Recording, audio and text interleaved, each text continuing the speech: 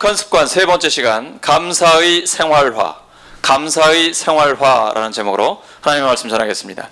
예수님께서 예루살렘으로 가시다가 10명의 나병 환자를 만나셨습니다. 나병 환자는 일반인들과는 격리되어서 혼자 살아야만 했습니다. 육체적인 고통과 함께 심리적, 사회적 고통이 더 극심했던 것으로 보입니다. 가족과도 떨어져서 홀로 외로이 살아야 했기 때문이죠. 사회적인 왕따였습니다. 나병 환자들은 사람들과 접촉할 수 없었기 때문에 예수님을 보고서도 멀리 서서, 멀리 있기 때문에 또 소리를 높여서 예수님을 부를 수밖에 없었습니다. 예수님, 우리를 불쌍히 여겨주세요. 불쌍히 여겨주세요. 예수님께서 다 들으셨습니다. 그리고 그 불쌍히 여겨달라는 소망을 들어주시죠. 너희 몸을 제사장들에게 보여주어라. 나병 환자는 제사장들이 마치 의사처럼 나병 환자다라고 확진 판정도 하고 다 나았다라고 건강해졌다라는 것도 확인시켜주는 게 제사장의 임무였습니다. 제사장에게 가서 너희 몸을 보이라. 예수님 말씀 듣고 가다가 다 나았습니다.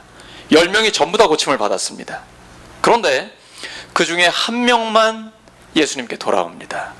큰 소리로 하나님께 영광 돌립니다. 마치 처음에 우리를 불쌍히 여겨주세요 라고 큰 소리 쳤던 것처럼 나은 다음에도 예수님 앞에, 하나님 앞에 감사드립니다. 하나님 영광 받아 주시옵소서. 내가 다 나았습니다 라고 큰 소리로 영광 돌리며 예수님께 감사를 드렸습니다. 그 중에 한 명밖에 안 왔어요. 10%입니다. 은혜를 받은 사람은 많아도 감사하는 사람은 적습니다. 그 한 사람은 감사를 통해 하나님께 영광을 돌린 것입니다. 이 감사의 사건은 이처럼 절망적인 상황 속에서 일어나게 됩니다. 우리가 어려움이 없는 사람 아무도 없습니다. 다 멀쩡해 보여도 각자의 문제가 있습니다. 그런데 그 문제 상황 가운데, 절망적인 환경 가운데 하나님께서 감사의 사건을 일으켜 주십니다. 거기서부터 시작되는 겁니다. 그런데 하나님의 은혜와 사랑을 알면서도 감사하지 않으면 죄악의 길로 가게 됩니다. 로마서 1장 21절입니다. 하나님을 알되 하나님을 영화롭게도 아니하며 감사하지도 아니하고 오히려 그 생각이 허망하여지며 미련한 마음이 어두워졌나니. 감사하지 않는 마음은 여러분 이거 가볍게 여길 일이 아닙니다. 내 마음에 감사가 없다. 이거 매우 심각한 겁니다. 인간이 당하는 모든 고난의 근본적인 원인이 여기에 있습니다. 그리고 죄악의 쓴 뿌리가 감사하지 않는 그 마음에 있습니다. 반면에 감사를 하는 사람은 그 영혼이 건강한 사람입니다. 여러분, 몸이 건강한 사람이 감사가 많을 것 같습니까? 근데 정말 감사하는 사람은 그 영혼이 건강한 사람입니다. 그 특징이에요. 감사란 받은 것을 받았다고 인정하는 겁니다. 뭐 특별한 게 아니라 내가 하나님께 받은 것을 그대로 인정하는 겁니다. 생각만 조금 바꾸면 감사할 일이 굉장히 많습니다. 제가 40대 이제 중반을 넘어가면서 제 주변에 있는 분들이, 가족도 그렇고 또 미용실에 가도 그렇고, 목사님 왜 이렇게 머리숱이 줄어들어요? 이렇게 걱정하시는 분들이 계세요. 근데 저는 머리숱이 줄어드는 게 감사합니다. 왜냐하면 머리를 감으면 말리는데 금방 할 수가 있거든요. 그리고 제가 밤에 머리를 감고 말린 다음에 자도 머리가 뜨지를 않습니다. 원래 머리숱이 엄청나게 많았습니다. 제 아내가 저를 처음 만났을 때 전도사였는데, 설교하는 전도사 머리가 막 더벅머리니까 무슨 저런 사람이 있나 그랬다고 그러더라고요. 근데 지금은 밤에 머리를 감고 자도 하나도 안 뜹니다. 머리숱이 적으니까. 책에서 읽은 내용인데 대머리에 대해서 감사하는 사람이 있다고 합니다. 대머리. 하나님의 사랑을 받는 자가 대머리가 된답니다. 하나님이 날마다 머리를 쓰다듬어 주시기 때문입니다. 비누, 샴푸, 물 이런 거 상당히 많이 절약할 수 있어서 감사하답니다. 제 아들이 군대 가기 전에 머리를 거의 빡빡으로 밀었습니다. 근데 아빠한테 하는 말이, 저한테 하는 말이, 아빠 머리를 비니까 너무 좋아요. 세수를 하면서 동시에 머리를 감을 수가 있어요 그러더라고요. 셋째, 하나님의 수고를 덜어드릴 수 있어서 감사하답니다. 주님은 날마다 우리의 머리카락을 세시잖아요. 뭐 그런 수고를 덜어드리니까. 넷째는 항상 가는 곳마다 자리를 빛낼 수 있어서 감사하답니다. 여러분, 우스갯소리지만 우리의 삶에서 이미 받은 복을 헤아려 보면 감사할 일이 굉장히 많습니다. 그런데 미숙한 사람은 나에게 없는 거, 받지 못한 것만 자꾸 보게 됩니다. 이러면 계속 부족한 것만 생각하기 때문에 평생 감사하기가 어렵습니다. 하지만 성숙한 사람은 자기가 이미 받은 것에 집중합니다. 그러면 감사할 것이 굉장히 많거든요. 물질을 많이 가지고 있다고 감사하는 거 아닙니다. 깊이 깨닫는 사람이 감사할 수 있습니다. 그런데 하나님의 창조적인 역사를 우연으로 바꿔버리면 감사할 수 없습니다. 사탄은 하나님의 역사를 우연으로 바꾸는데 명수입니다. 이틀 전에 제가 가르쳤던 제자들이 우리 교회를 방문해서 이제 저한테 인사한다고 잠깐 왔습니다. 근데 드럼 연주자들입니다. 대학에서 드럼을 전공했고, 대화를 나누다가 오랜만에 봤으니까 하다가, 야, 우리 교회 드럼이 이거 말이 아니다. 교체를 하거나 수리를 하거나 해야 된다. 그랬더니 그 즉시로 올라와가지고 바로 수리를 해줬습니다. 오늘 들으시면서 드럼 소리가 훨씬 더 부드럽고 좋지요. 좀 더 작아졌고. 저는 이런 걸 우연이라고 생각하지 않습니다. 하나님의 은혜라고 생각합니다. 정말 오랫동안 계속 생각했거든요. 이 드럼을 어떻게 해결해야 되나. 근데 이틀 전에 와가지고 깨끗하게 수리를 하고 조정을 다 해줬습니다. 전 너무 감사한 거예요. 감사하는 사람은 더욱 넘치는 하나님의 복을 받게 됩니다. 스펄전 목사는 목사 중에 설교의 황제라고 하는데 감사에 대해 이렇게 얘기했습니다. 불행할 때 감사하면 불행이 끝나고, 형통할 때 감사하면 형통이 연장된다. 감사는 펌프 있지 않습니까? 저는 그런 거 본 적이 없는데 시골에 와서 봤습니다. 하우스 옆에 가보니까 펌프에 물이 안 나오는 거예요. 그러면 그 펌프에 뭘 넣어야 됩니까? 이걸 뭐라 그래요? 마중물이라고 하잖아요. 펌프에 마중물을 넣으면 엄청난 물이 확 올라오게 됩니다. 감사는 마중물과 같습니다.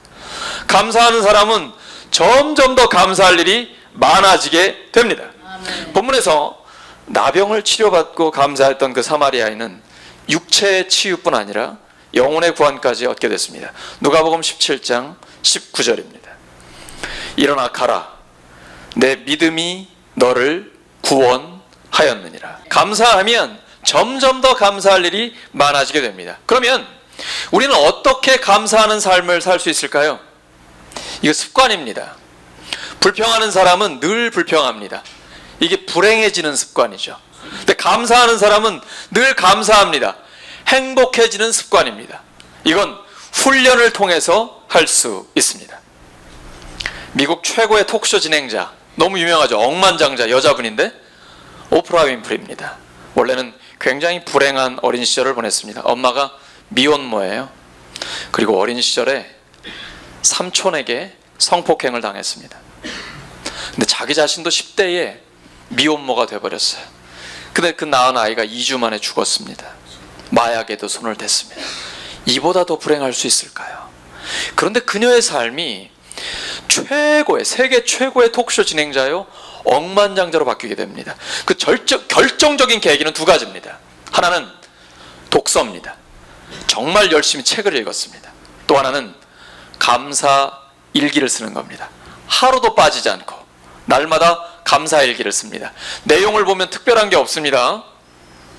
오늘 거뜬하게 잠자리에서 일어나게 해주셔서 감사합니다. 오늘처럼 유난히 눈부시고 파란 하늘을 보게 해주셔서 감사합니다. 점심때 맛있는 스파게티를 먹게 해주셔서 감사합니다. 오늘 이제 맛있는 식사 드실 텐데 감사합니다. 얄미운 짓을 한 동료에게 화내지 않고 참게 해주셔서 감사합니다.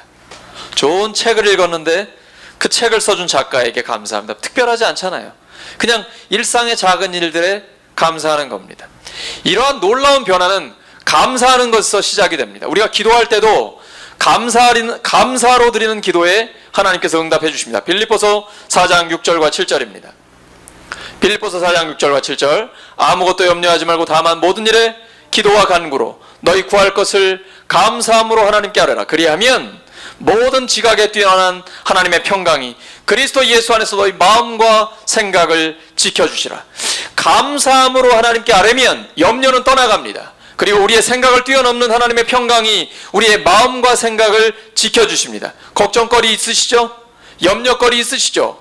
미리 앞당겨서 하나님 앞에 감사기도 드리면 하나님의 평강이 우리의 마음에 임하게 됩니다. 하나님이 응답하실 줄로 믿기 때문에 미리 앞당겨서 감사할 수 있는 겁니다. 다니엘 6장 10절에 보시면 다니엘이, 함께 읽습니다. 시작. 다니엘이 이 조서에 왕의 도장에 찍힌 것을 알고도 자기 집에 돌아가서는 윗방에 올라가 예루살렘으로 향한 창문을 열고 전에 하던 대로 하루 3번씩 무릎을 꿇고 기도하며 그의 하나님께 감사하였더라. 잘 아시죠? 무슨 상황입니까? 왕 외에 다른 신이나 어떤 사람들에게 기도하면 사자굴에 집어넣는다고 왕이 조서에 꽝 찍어버렸습니다. 이런 법이에요.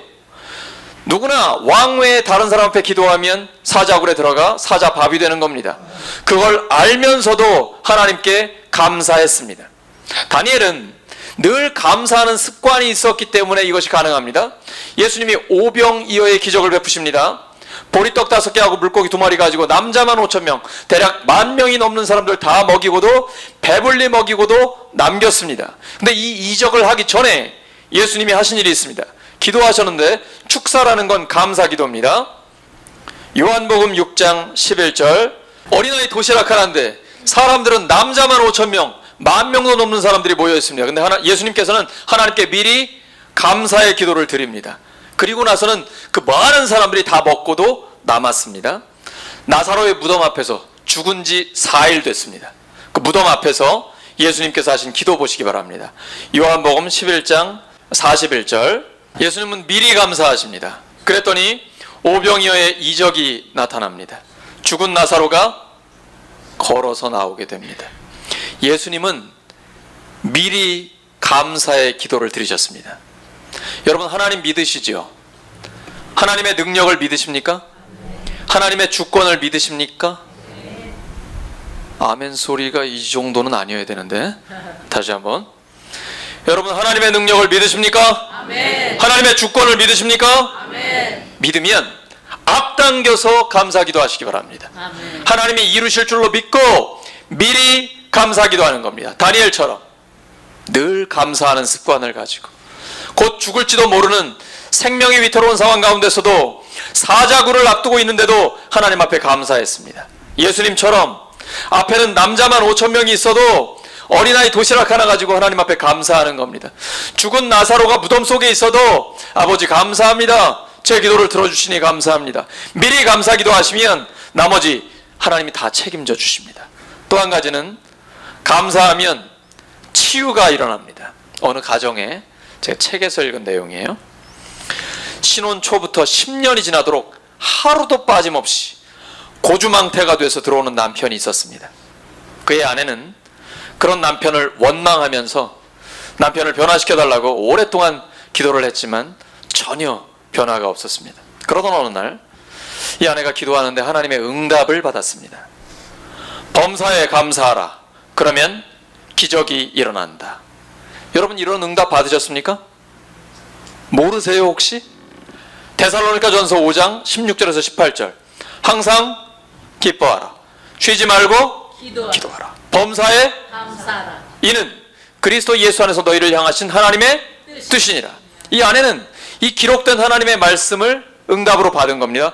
범사에 감사하라. 그러면 기적이 일어난다.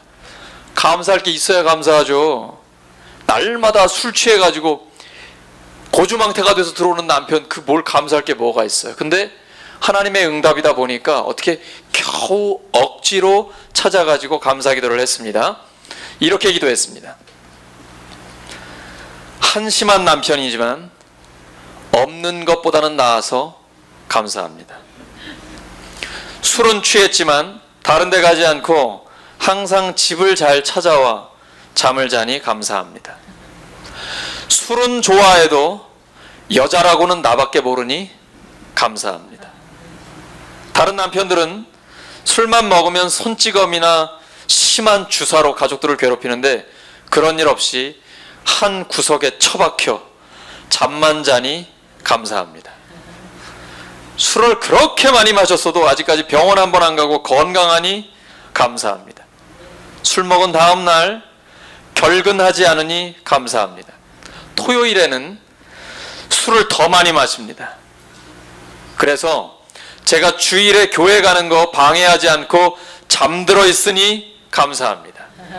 이렇게 기도를 하다 보니까 자기도 모르게 희죽거리면서 웃음이 자꾸 나오는 거예요. 근데 그때 마침 남편이 깨가지고 물어봅니다. 뭐가 좋아서 혼자 싱글벙글이야? 이 아내가 이렇게 얘기합니다. 여보, 당신과 사는 것이 너무 감사해서 그래요. 남편이 당황했습니다. 예상치 못한 대답이었습니다. 갑자기 울먹이더니 이렇게 얘기합니다. 내가 술 먹고 당신 속을 그렇게 썩였는데도 나와 사는 것이 감사하다니, 나 이제부터라도 술 끊으려고 노력해 보겠어. 뭐 술 끊는다는 말은 아니고 끊으려고 노력해 보겠어. 그리고 당신 소원대로 내일부터 당장 당신 따라 교회에도 나가겠어. 이렇게 말한 거예요. 그러면 10년 동안 눈물로 기도했는데 꿈쩍도 안 했습니다. 딱 한 번 감사 기도를 했더니 응답을 받은 거예요. 우리는 모두 다 행복한 삶을 살기를 원합니다. 근데 행복은 얼마나 많이 가지고 있느냐에 달려 있지 않습니다. 행복은 얼마나 많이 감사하느냐에 달려 있습니다. 행복해서 감사하는 건 당연하고 누구나 할 수 있는 겁니다. 그런데 감사를 하면 행복이 따라옵니다. 빌립보서 4장 6절 7절 아무것도 염려하지 말고 다만 모든 일에 기도와 간구로 너희 구할 것을 감사함으로 하나님께 아뢰라. 그리하면 모든 지각에 뛰어난 하나님의 평강이 그리스도 예수 안에서 너희 마음과 생각을 지키시리라. 감사할 때 염려가 떠나가고 하나님의 평강이 임하게 됩니다. 죽음의 위협 앞에서도 하나님 앞에 감사 기도를 드렸던 다니엘, 그를 기억하기 바랍니다. 그는 감사가 거룩한 습관이었습니다. 감사할 일이 있어서, 상황이 좋아서 감사한 거 아닙니다.